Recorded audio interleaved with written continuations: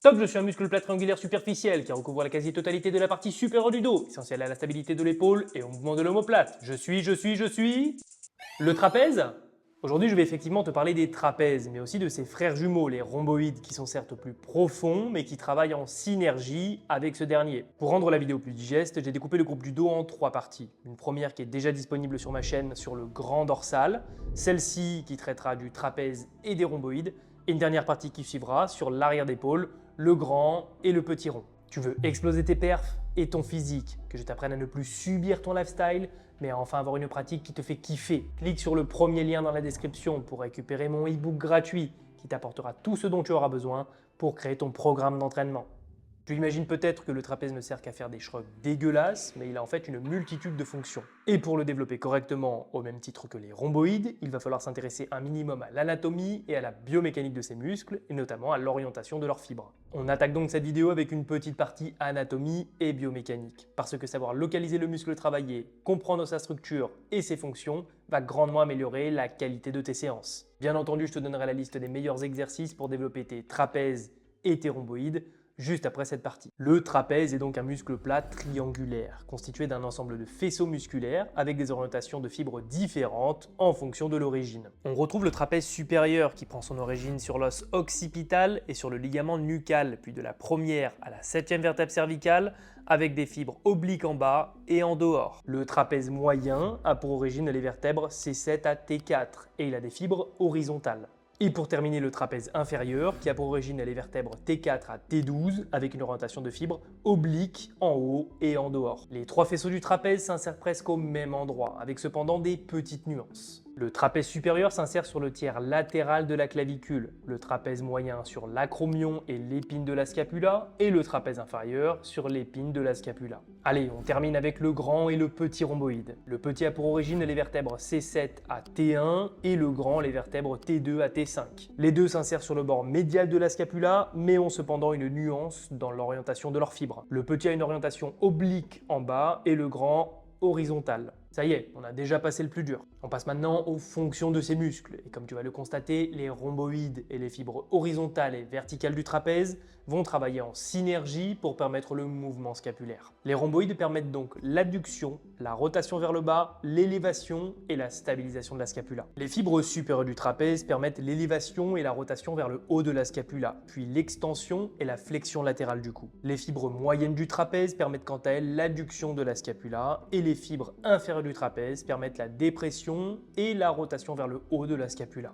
Tu sais désormais à quoi servent tes rhomboïdes et tes trapèzes. On passe donc maintenant à la liste des meilleurs exercices. Cependant, garde bien en tête que sur une majorité des exercices de tirage, l'ensemble des muscles du dos vont travailler en synergie. Il sera donc plus question d'accentuer le recrutement des trapèzes et des rhomboïdes que de les isoler réellement. Bien entendu, les exercices que je vais te présenter ne constituent pas une séance complète pour le dos, sauf si tu as un point fort grand dorsal et un retard trapèze et rhomboïde. Comme tu l'as maintenant compris grâce à la partie anatomie et biomécanique, pour augmenter le recrutement de tes trapèzes et de tes rhomboïdes, il te suffit d'accentuer le mouvement de tes omoplates dans différents angles. Les exercices seront donc classés par angle de travail. Je vais te donner différentes variantes pour que tu puisses en réaliser au moins une, ou alors plusieurs si tu réalises différentes séances à la semaine et que tu veux faire varier le stimulus. On attaque avec le faisceau supérieur du trapèze et le petit rhomboïde. Les fibres que tu ne dois pas trop chercher à développer si tu es étroit de clavicule et que tu as déjà un trapèze supérieur proéminent. Ce qui fonctionne plutôt bien avec le trapèze supérieur, c'est de le mettre en contrainte à l'étirement en position verticale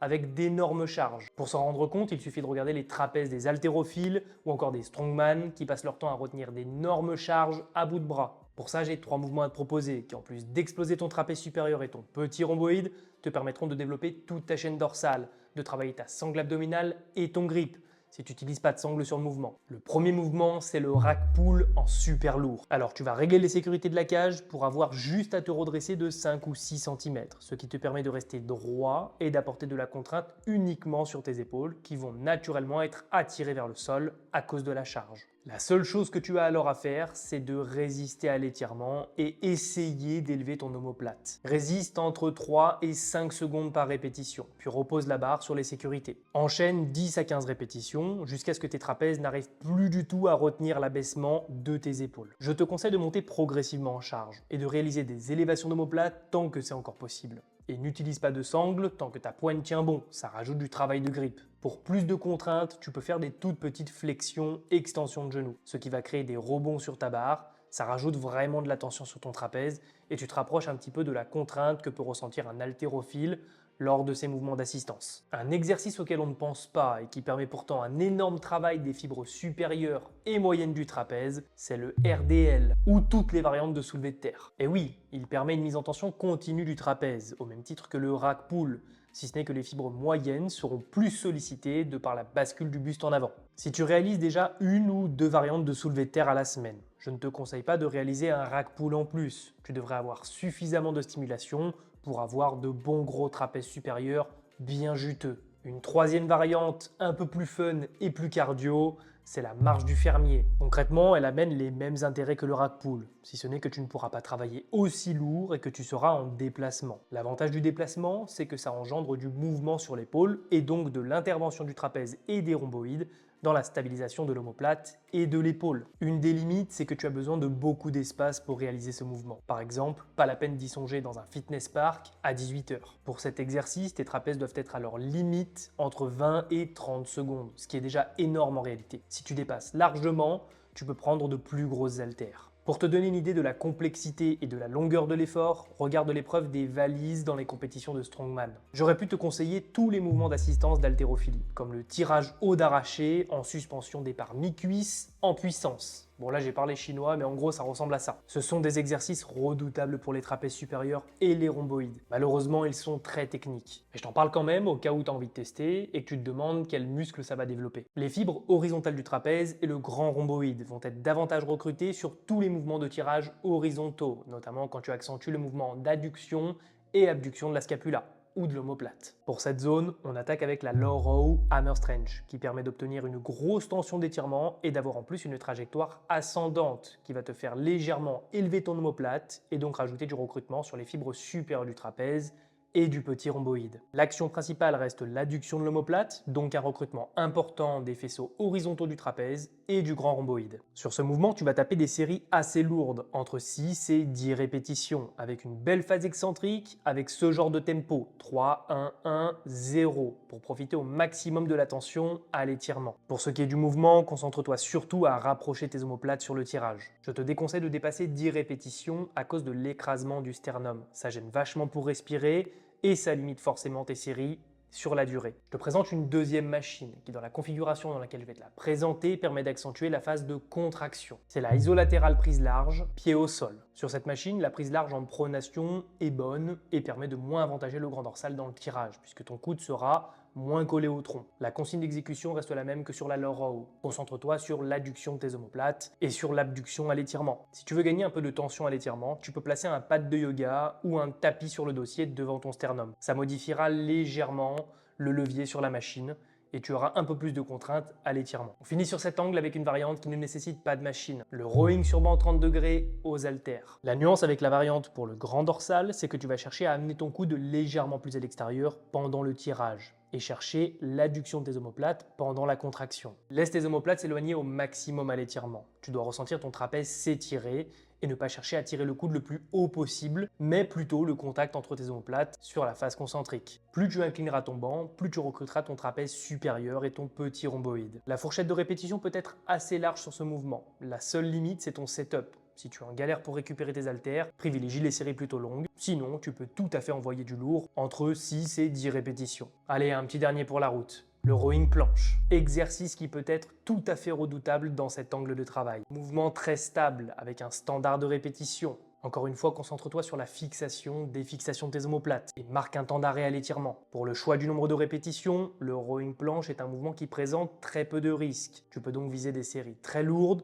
et relativement courte. Pour la partie inférieure du trapèze, seul un exercice peut être suffisant, c'est la traction. Et ouais, si tu bombardes les tractions, il est fort probable que tu aies déjà de bons trapèzes inférieurs. Si ce n'est pas le cas, je te conseille de les travailler en dead stop, c'est-à-dire en marquant un temps d'arrêt, bras détendus, épaules relâchées, et d'engager chaque répétition avec un abaissement de tes omoplates avant chaque tirage. Si tu manques vraiment de trapèze inférieur, je te conseille de rajouter des séries où tu viens isoler le travail d'abaissement sur tes tractions. Idéalement, assez éloigné de ta séance de traction pour ne pas te pré-fatiguer. Pour les tractions classiques, tu peux réaliser des séries lourdes et courtes, en marquant bien un temps d'arrêt à l'étirement. Vise entre 6 et 10 répétitions par série. Si tu réalises en plus des séries d'abaissement d'omoplate en suspension, soit en traction, soit en tirage vertical à la poulie, il peut être intéressant de faire varier ton temps d'effort et de viser des séries de 15 à 20 répétitions. Tu peux et tu devrais rajouter des élévations Y sur banc à 30 degrés aux haltères, pour la santé de tes épaules et renforcer encore ton trapèze inférieur. Pendant toute la montée du bras, cherche à abaisser et à fixer tes omoplates. Les fibres inférieures de ton trapèze devraient flamber très vite. Sur cet exercice, adopte un tempo lent et contrôlé et réalise des séries comprises entre 10 et 15 répétitions avec des charges légères. Voilà, tu sais maintenant quel exercice tu dois réaliser et dans quel setup pour maximiser le développement de tes trapèzes et de tes rhomboïdes. Il ne te reste plus qu'à sélectionner une ou deux variantes par angle de travail que tu répéteras sur une ou deux séances à la semaine en fonction du volume et de la fréquence que tu veux obtenir. Tu veux exploser tes perfs et ton physique, que je t'apprenne à ne plus subir ton lifestyle, mais à enfin avoir une pratique qui te fait kiffer. Clique sur le premier lien dans la description pour récupérer mon e-book gratuit qui t'apportera tout ce dont tu auras besoin pour créer ton programme d'entraînement. Si la vidéo t'a permis de tout comprendre sur le trapèze et les rhomboïdes, pense à la liker, la partager et à t'abonner bien sûr. Sur ce, je te dis gros bisous et à très vite.